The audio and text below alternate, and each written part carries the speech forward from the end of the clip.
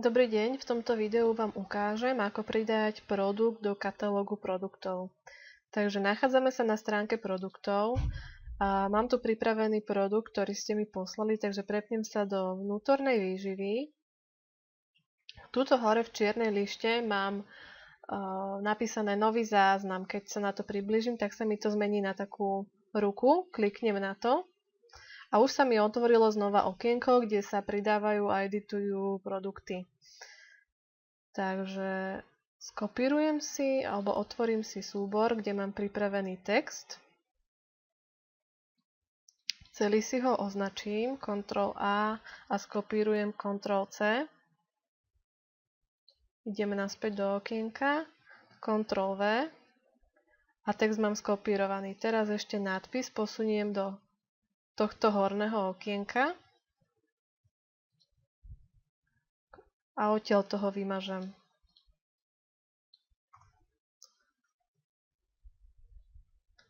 Troška si to posuniem a naformátujem.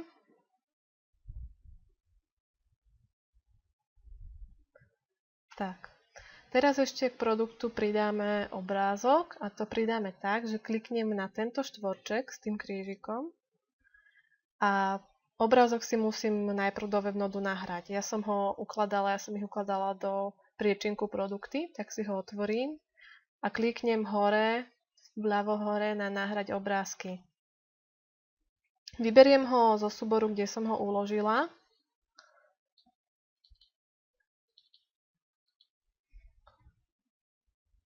A bude to Formula F1 Free.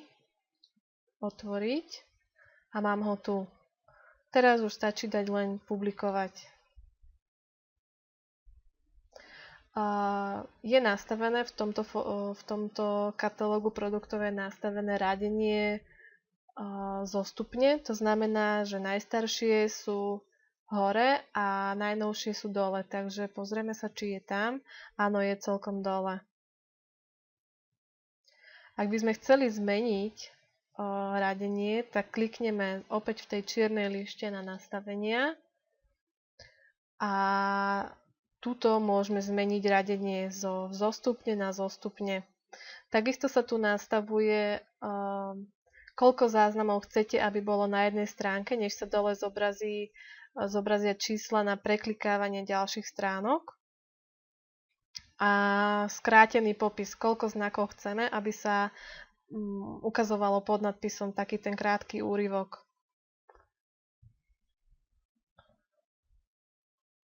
Dáme OK a publikovať. Tuto nezabudneme v tej žltej lište dať publikovať. Teraz nám ešte chýba pod týmto produktom doplniť formulár.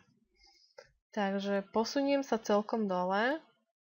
A tuto v tom hornom paneli nástrojov mám formuláre. Kliknem na šipku a otvorí sa mi tu ponuka. Ja si vyberiem tento formulár Kontaktujte nás. Chytím ho, držím myšou, pravým tlačidlom myši držím a potiahnem ho na miesto, kam ho chcem umiestniť.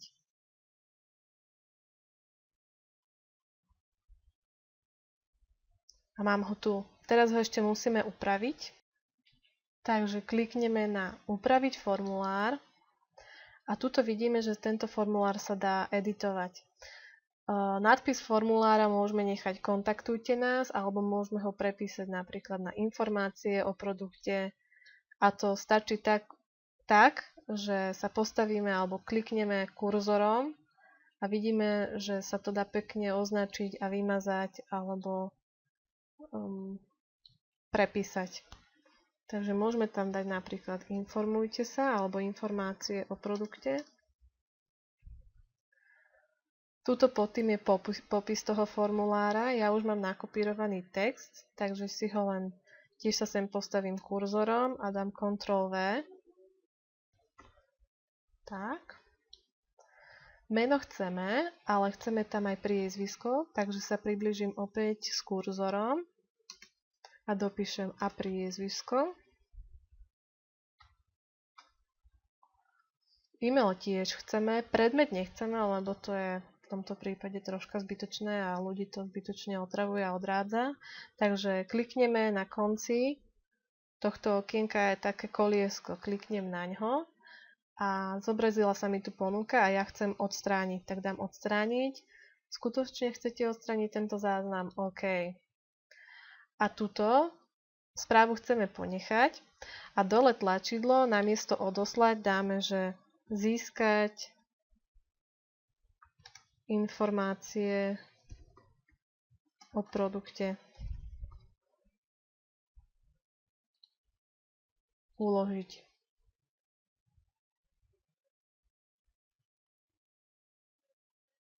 A je to tu. Teraz dáme publikovať. A celý tento záznam, ako sme ho pridali, tak sa pridal aj pridal sa do všetkých, alebo pridal sa do tohto katalógu a tento katalóg všade, kde sa na stránke nachádza, to znamená aj na tej hlavnej stránke výživových produktov, sa pridal automaticky. Keď sa prepnem na poslednú stranu, napríklad na 3., mám tu tento produkt a keď si ho otvorím, tak pod tým produktom ten formulár bude. Ak chceme zvýšiť vyhľadávanosť tohto produktu, tak k nemu doplníme opäť SEO nastavenia.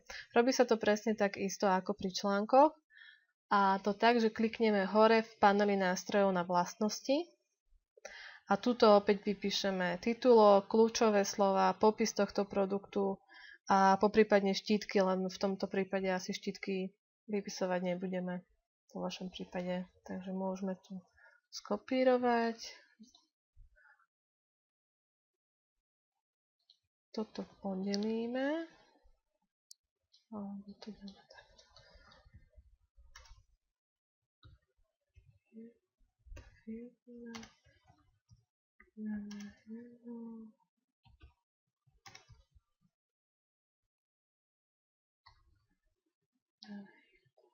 Čo tu máme ešte?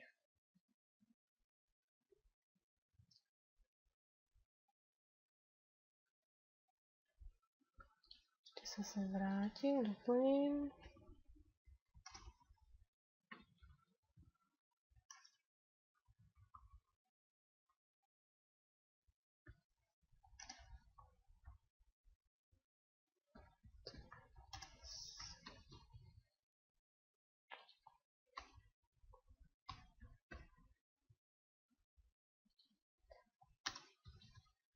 Bez Herbalife.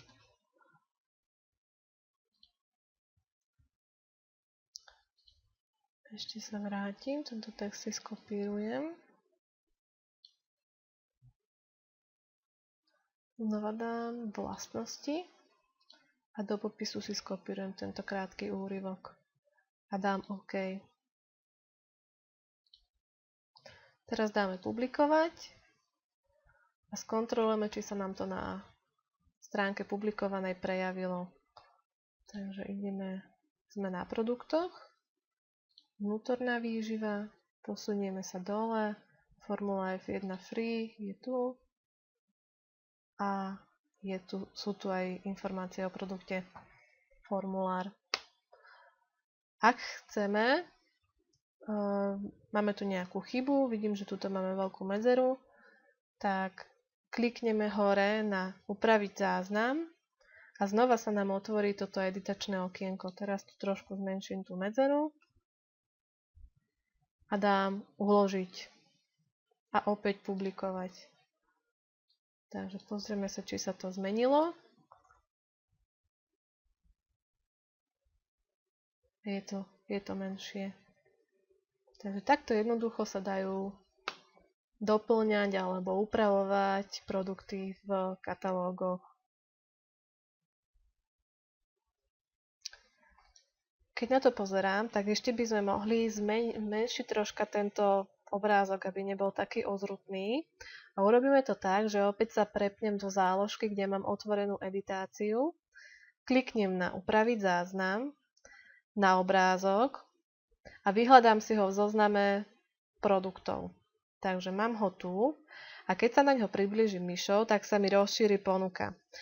A v spodnom riadku vľavo celkom je taká ikonka obrázku s ceruskou. A keď sa priblížim, tak sa mi tam aj vypíše, čo znamená táto ikonka. Takže je tam upraviť obrázok, kliknem a otvorilo sa mi ďalšie editačné okno obrázkov. Tuto vidím, že súčasná šírka a výška obrázku je 400 pixelov. Keďže je to veľké a chcem to zmenšiť, tak musím zmenšiť počet pixelov. Takže kliknem do... Mám tu také dva chlieviky, jedna je šírka a jedna je výška. Takže kliknem do šírky, prepíšem to na 300 a tuto sa mi v pomere zmenšila aj výška. A dám nastaviť.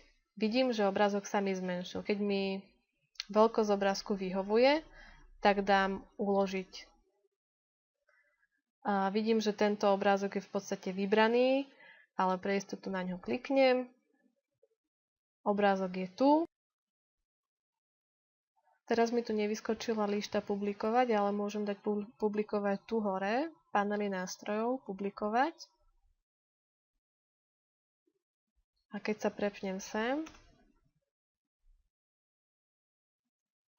tak vidím, že už mám ten obrázok zmenšený.